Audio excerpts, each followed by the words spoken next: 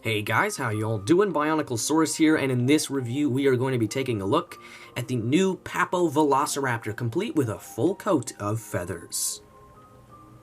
So, let's get started with the overall appearance, and I must say, the coloration is what really stands out to me.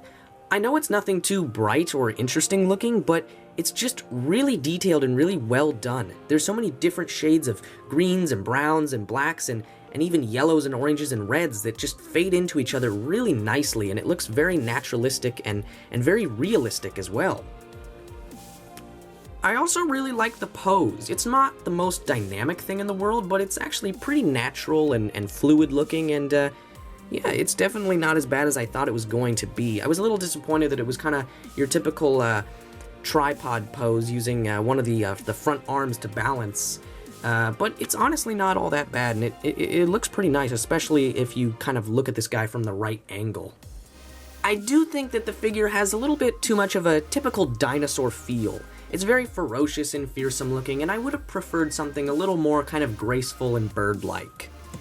So, for overall appearance, I give this figure a straight A. It could have gotten an A+ if it was a little less, ferocious, especially in the head and the face of the figure. If it had just been a little more graceful and delicate and bird-like, I definitely would have liked it more, but as it is, I can't deny that this figure looks really good. Moving on to detail, and oh my god, the detail on this figure is just flawless. It is beautifully done.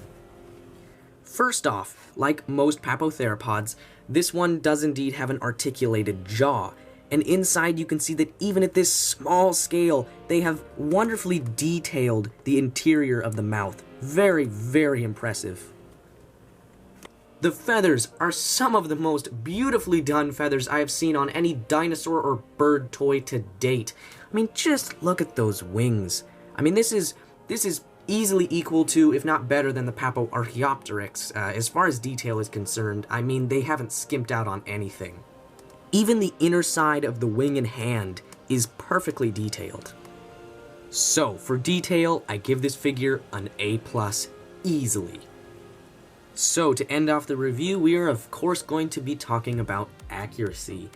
And I gotta say, this figure, they got so tantalizingly close to making a perfect raptor, but they did unfortunately miss the mark on a few small bits, and it is so aggravating that they almost got there. Papo almost made a perfect Maniraptoran, and they didn't quite get there, but boy did they get a lot of stuff very close to right.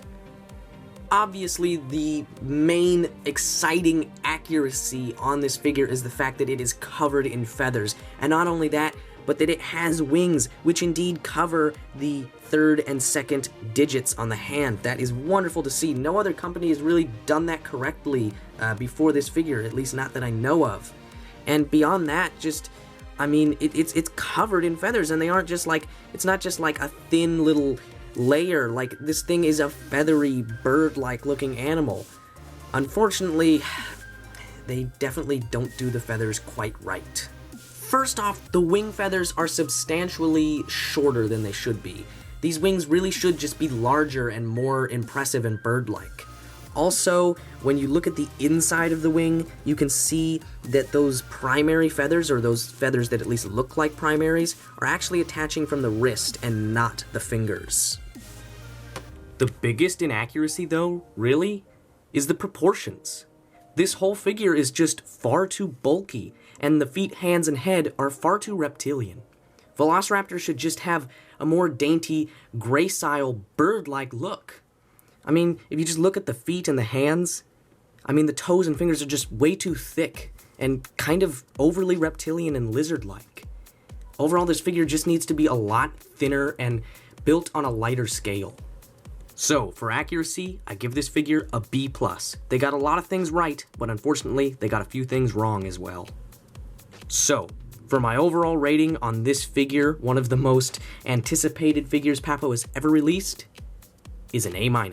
I think while the accuracy isn't spot on, it is incredibly good nonetheless, and overall, this is just an undeniably great looking, incredibly detailed, and fairly accurate model, and I think this is some of Papo's by far best work.